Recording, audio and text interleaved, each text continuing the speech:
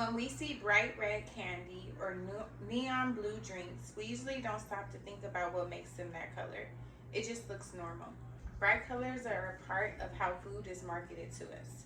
They make products look more appealing, more exciting, and sometimes even more flavorful. But those bright shades do not come from fruits or vegetables. They come from synthetic chemical dyes. Many of us have been consuming these artificial food colorings for years without really thinking about it. Artificial food dyes are not that rare in ingredients these days. They are added to cereals, snacks, sports drinks, candy, and many other processed foods that people eat every day. That means exposure is not just occasional, it happens regularly, sometimes daily over many years, and when something becomes normal, we stop questioning it. To better understand whether this matters, I examined peer-reviewed medical research from the National Institutes of Health, cancer prevention research from the American Institute for Cancer Research, regulatory information from the U.S. Food and Drug Administration, policy analysts from the Center of Science in the Public Interest, and federal nutrition updates from the U.S. Department of Health and Human Services.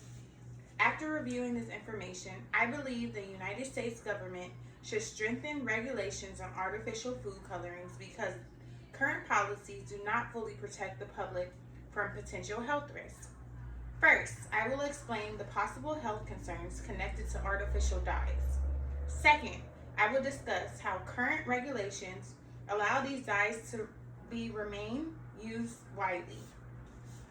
Finally, I will explain why stronger federal action would better protect public health.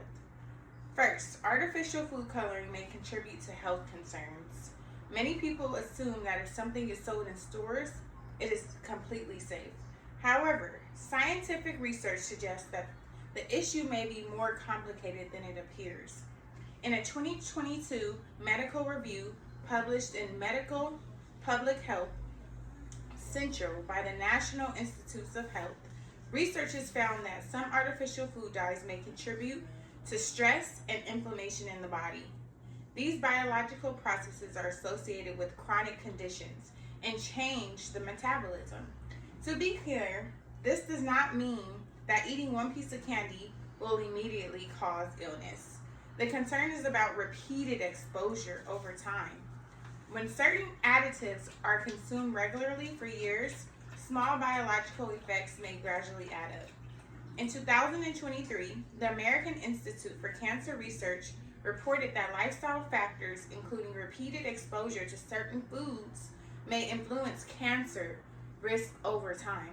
The organization explains that inflammation and other biological changes can increase when the exposure is consistent and ongoing. So the concern is not about one snack.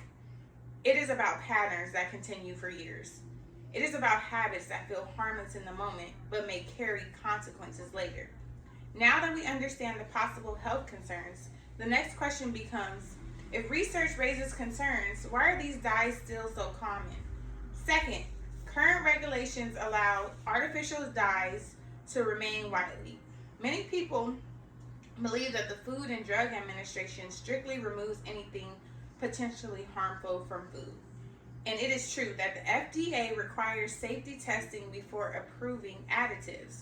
According to the United States Food and Drug Administration in 2023, on its website, color additives must undergo safety testing before they are approved for use in food products. However, once approved, these additives often remain legal unless they are specifically reevaluated or restricted. Some artificial dyes were approved decades ago under older scientific standards. While they were considered safe at the time, scientific understanding continues to evolve. Regulations do not always update as quickly as research findings.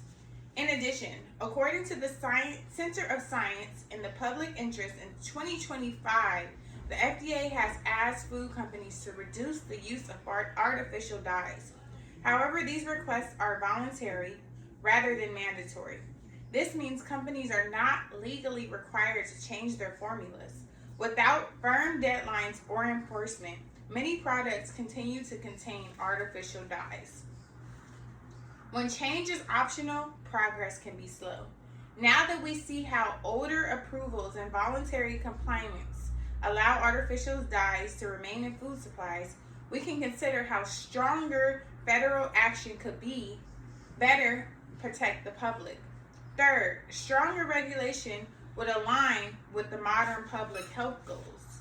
According to the United States Department of Health and Human Services, in 2024, federal agencies are working on a major reset of national nutrition policy to address the rising chronic disease rates.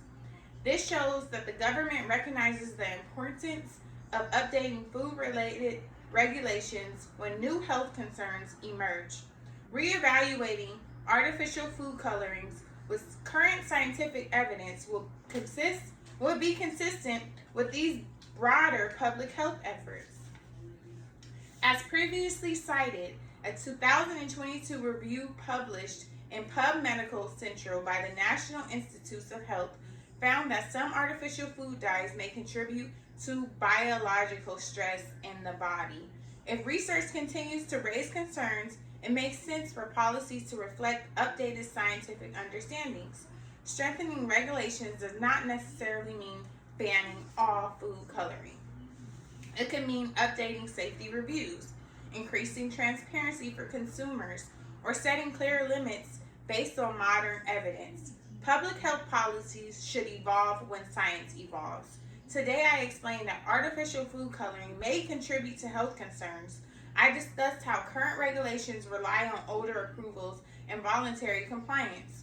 Finally, I showed how stronger federal action would better align with food policy with modern public health goals. Because artificial food coloring may pose preventable health risks and current policies do not fully reflect updated research, the United States government should strengthen regulations to better protect consumers.